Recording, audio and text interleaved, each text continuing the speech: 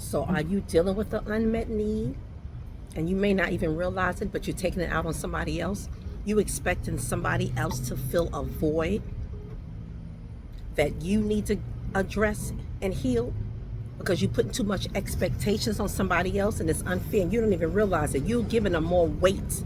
You're bringing them trauma, and you don't see it. That's a barrier. That's a relationship barrier. And it shows up in all relationships: professional, parental, marital, friendship, all kinds. And so that's what I help people do. Break through these mental, relationship, emotional, and mental health barriers that show up like ninjas, and you don't even realize it. They just pop up, and they can be very aggressive. And if you are unaware of it, you'll keep doing the same thing over and over and over again. Break these ninja barriers. How you do that? You become intentional about being free and being liberated. How you gonna walk into your purpose and live on purpose if you don't know how to fight?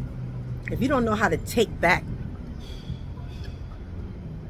what belongs to you, your mind, your healthy emotions, your balanced emotions, your mental status, being healthy. None of us are perfect. We all got dysfunction because we live in a dysfunctional world.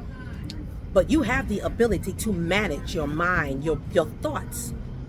You can redirect your thoughts. You can rewire your brain. They forgot to tell us that years ago. They had us relying on substance and things instead of realizing that we have the power within inside ourselves to rewire the way we think, the way we process everything. Okay? It is called neuroplasticity. You can create new thought patterns, but you have to put in the work. You have to change your language. I always talk about it for those of you who follow me, and for those of you I've worked with. That I know some of my clients are watching this, past clients, present clients, counseling and coaching, right? Clients. You're able to change your behavior by thinking differently. And so you have to do the mental work, but this is healthy mental work because you get to redirect those thoughts. You get to speak over those negative core beliefs that you have. You get to do that because you have the ability to do that because God has given us the ability to do that. So I can't, for those of you who know me, I'm not leaving God out the picture. I'm sorry. We need his super on our natural, okay? I am having lunch. This is another lunch lesson. I got some salad and I got some honey garlic wings. I have a small piece of bread. I have some chai tea with some almond milk, and I'm drinking lemon water. I know I got all of the things. And I usually don't eat on camera, right? But I'm doing these lunch lesson things. You might be watching this at dinner time. I don't know. But anyway, we're just going to get it going. But I want you to walk in your purpose. I want you to walk with tenacity and confidence. I want you to walk in your liberty. So if there's any kind of guilt and shame that pop up, because I know a lot of you who are like over maybe 40, 50, and 60, you may have an old mindset of not dealing with stuff, not addressing the unmet needs, emotional needs that you have. And usually that's a void, that's something you didn't get during your stage of development. And we know that a lot of times our great parents and great grandparents, they operated from a place of not knowing, well, aka ignorance or trauma. You know, I mean, come on. And if you're in from certain cultures, you had to deal with slavery, had to deal with a lot of things. So we still are healing generation after generation. That's how things can travel. So you have to be the one to break it. Maybe you're going to be the curse breaker. Something that's multi-generational in your family. You see this particular pattern of behavior and trauma, and everybody seems to operate in it. And maybe you're the one that have to break that. So your children and your children's children and children's children's children don't battle with the same thing, the same mess. A lot of you need to follow Dr. Caroline Lee. She talks about that mental mess. And she has a whole system called the neurocycle. And it teaches you how to restructure the way you think. It's like cognitive restructuring, cognitive processes. It's really, really good. But you have to understand that you can't do that. You can break up these negative patterns of thinking and behavior and being. Again, changing your language, helps you to change the way you see things. You have to change your perspective. You have to change your perspective. So you're going to have to put on new lens. This is what it means to renew the mind. Biblically speaking, this is what happens when we become believers. We renew the mind. That scripture says, when we renew the mind, then we're able to prove what is God's good and acceptable and perfect will. Then, because there's a renewing of the mind. So you walk different, you talk different, you act different, you behave different. You develop new friendships, better, healthier friendships. You become a healthier you. It's the same thing. That's why I love the integration of psychology and theology. So closely related, right? As a matter of fact, a lot of the theories even borrow from theology, but they would not tell you that. Okay, but that was first. So I'm outside in case you guys can't hear me that well. But I'm saying, so what we going to do? You going to do the work? Are you ready to do the work? And if you need to work with somebody, you can work with me. I am a certified life purpose coach. I'm a certified mental health professional and pastoral counselor. Okay, and I have 2 master degrees, one in human services counseling. I focus on marriage and family. Also have another degree, human services, where I focus on children and family. Okay, pastoral counseling covered everything, but I'm right now enrolled in a doctoral degree that focuses on just pastoral counseling, basically, and using a biblical perspective, because God created us. He created all aspects: emotional, mental, physical. We have a soul, we have a spirit, and we have to take care of all parts of us. We can't be so spiritual and then we don't take care of our bodies. We don't take care of our mental, our mindset, our emotions. How you leave that out? That's a part of you, because one part of you affects the other part of you. You can't regress. And I was talking about the old school, because that old mindset was whatever happens in the house stayed in the house. So nobody dealt with nothing. And so it carried over to the next generation. But again, you're going to break that, or you're not going to develop something that's, you are going to be the one that passes it on to the, no, it stops here. And so because we know these things are generational now, if you didn't know, but I want you to also know you can stop it. So let's make the changes. Let's be different, because we don't want to do that, keeping stuff hidden in a house and nobody knows about it. But yet you have to grow up dealing with it, not understanding why you have poor relationships, why you have poor communication skills, why you don't know how to come together and reason, why you don't know how to use your wise mind. That means having that balance of your emotion, your reasonable mind, and your rational mind. You don't have a good balance of it because you didn't see a good balance of it. All you saw was dysfunction. All you saw was fighting and abuse and all kinds of stuff. And so now you're breaking all of those layers of trauma. Some of you haven't dealt with trauma effects. Come on now. There's no shame when you can acknowledge, you know what? I have dysfunction. I'm born in a dysfunctional world. Everybody have dysfunctions in their family, but I can learn how to function in a dysfunctional world. I can have healthy relationships. I have to be healthy first. Spiritually, mentally, and emotionally. You do. How are you going to expect to have a healthy relationship if you're not healthy mentally and emotionally, and you bring all that stuff that's detrimental to your relationship? I'm enjoying my lunch. I got my lemon water. I have all of the things, guys. I got my chai tea with almond milk, my salad, and my wings and honey garlic sauce. I have a little piece of bread because I'm cutting down on the carbs, because I am a butter and bread girl all day. I mean, God, the bread is good, man.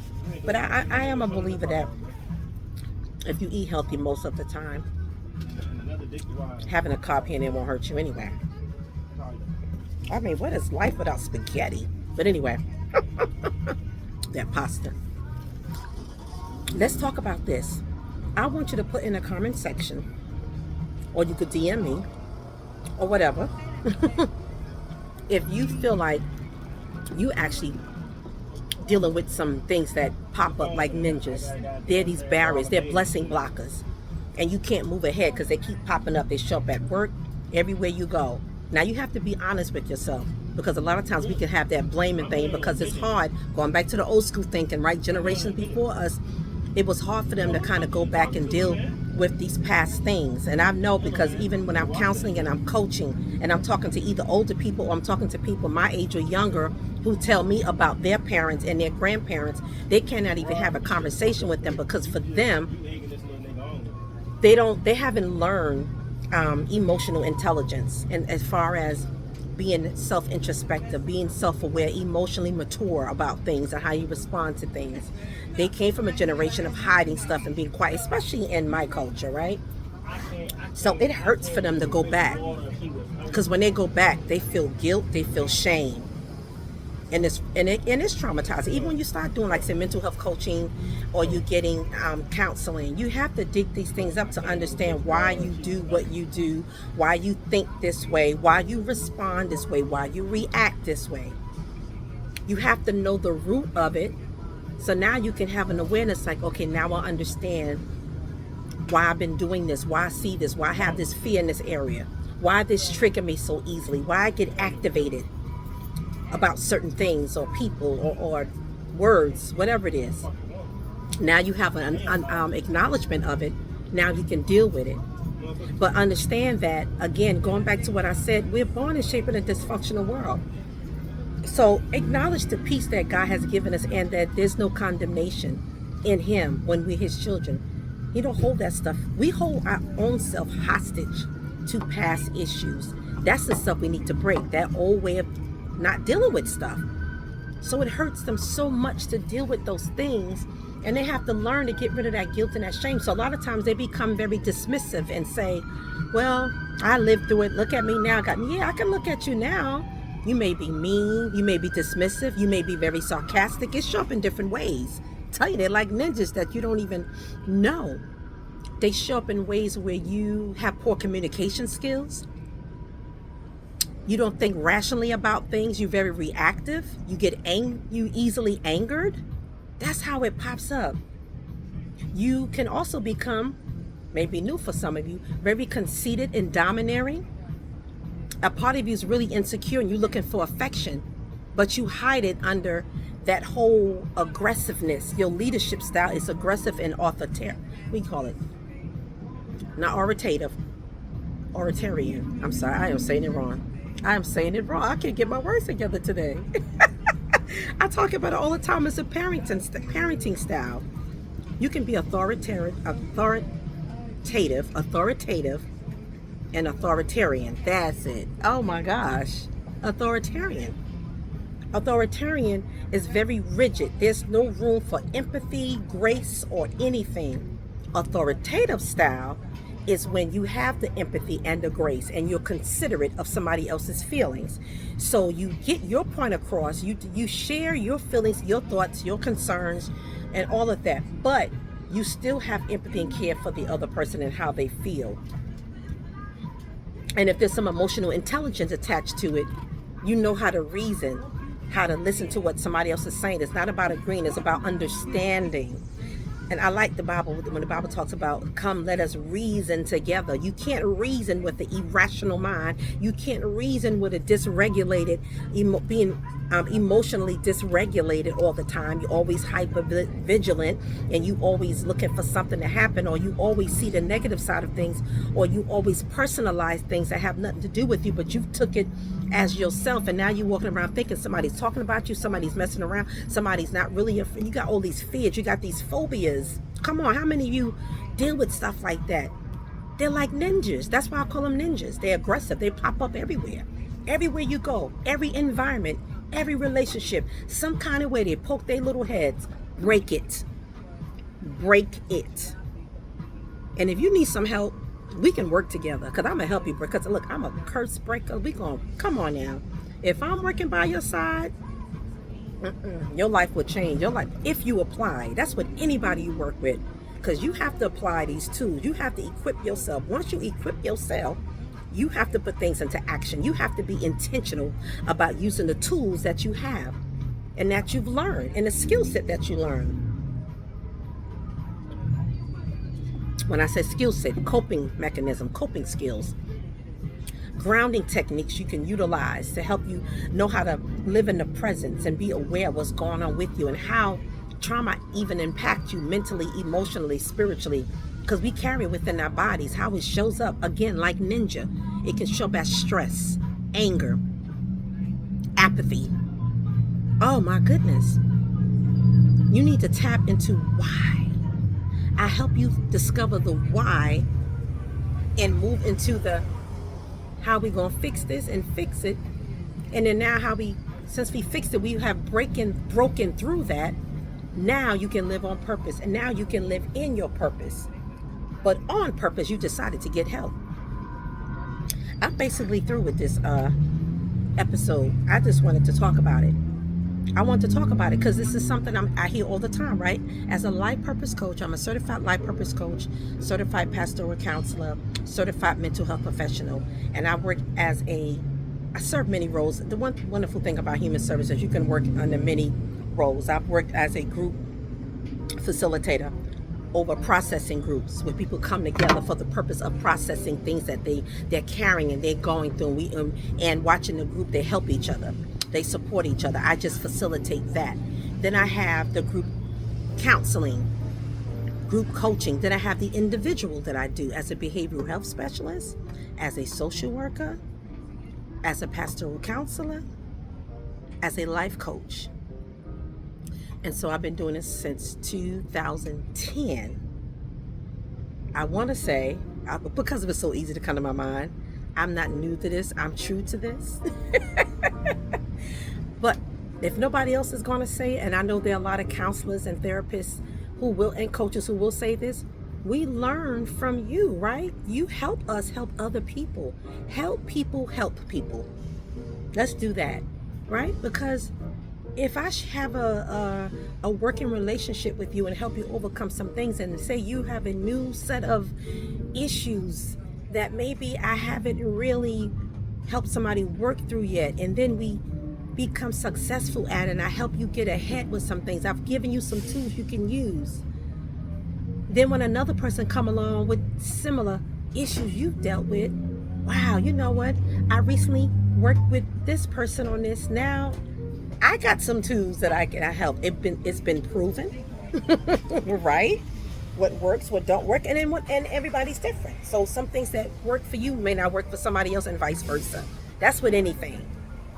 So don't be so easy to cancel, because we're in a cancel generation. Cancel your therapist or your counselor or your coach.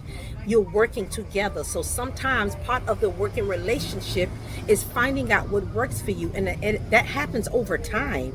You build rapport, you build relationship with your clients, right? With my clients, I build relationship. And building relationships, you get to know each other. And then I get to find out what works. I may try something. Hey, try this and see if it works. If you say that did not help me, okay, let's try something else.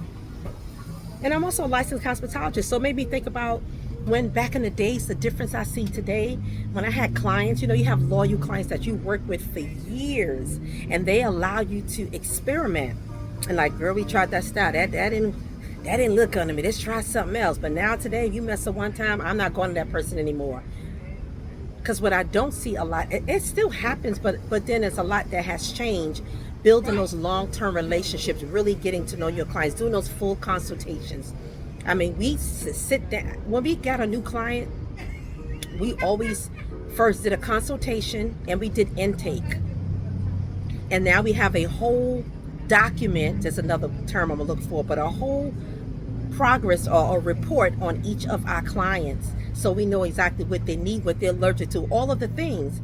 Now we know how to serve this particular client. Can't put everybody in the same box. Well, we need to do that, period. So that's what we do as well. So I don't have much time on this video. I think I just got an indication that this recording is about to stop, but I hope you got something out of this so far. But put in the comment section what else you'd like me to come back and talk about as a part 2 or part 3 to this thing. Okay, love you much. Remember the lunch lesson. Okay, bye bye.